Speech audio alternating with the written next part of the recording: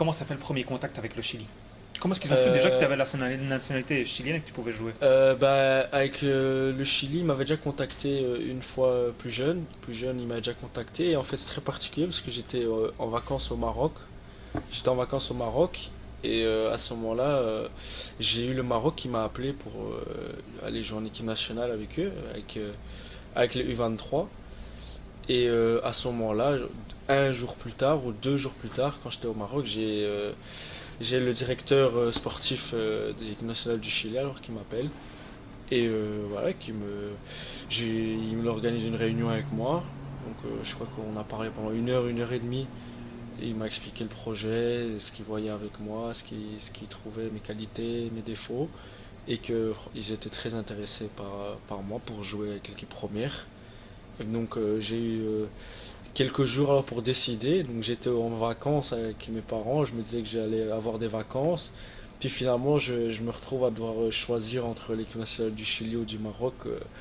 Et je m'envolais, je crois, une semaine plus tard, 10 jours plus tard. Donc ça a été une décision difficile à prendre. J'ai eu une ou deux journées pour en parler avec mes parents et on a pris la décision tous ensemble. Et pourquoi c'est justement ta maman qui t'a plus mis la pression et ton papa qui te mettait la pression pour le Maroc ou bien comment ça s'est passé? Non, franchement, à ce niveau-là, ils ont été assez cool. Il n'y en a aucun qui a essayé de me prendre par les sentiments en disant que oui, j'aimerais pour moi, mon fils, que tu me fasses ça. Aucun. Franchement, les deux, on a essayé de réfléchir à la meilleure des choses pour ma carrière. Et voilà aussi, moi personnellement, j'ai de la famille au Chili. Je sais que là-bas, ils sont aussi très très fans de l'équipe nationale. Et c'est pour ça où j'ai pris cette décision aussi.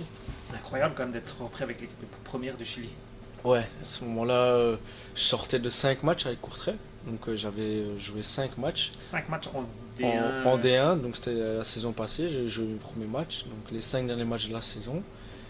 Puis je me retrouve en vacances et en juillet, après avoir joué 5 matchs professionnels, tu te retrouves en équipe première du Chili.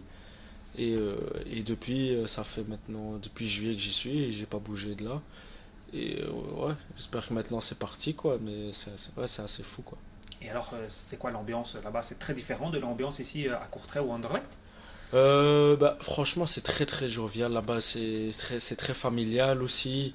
Que ce soit le staff ou les joueurs, ils sont vraiment ensemble, solidaires et il y a une bonne ambiance. Tu vois. Là-bas, l'ambiance est vraiment bonne, il y a tout le monde qui parle. On te met pas à l'écart parce que tu es un étranger ou parce que je parle pas parfaitement espagnol, parce que mon espagnol est encore à travailler, je parle pas parfaitement.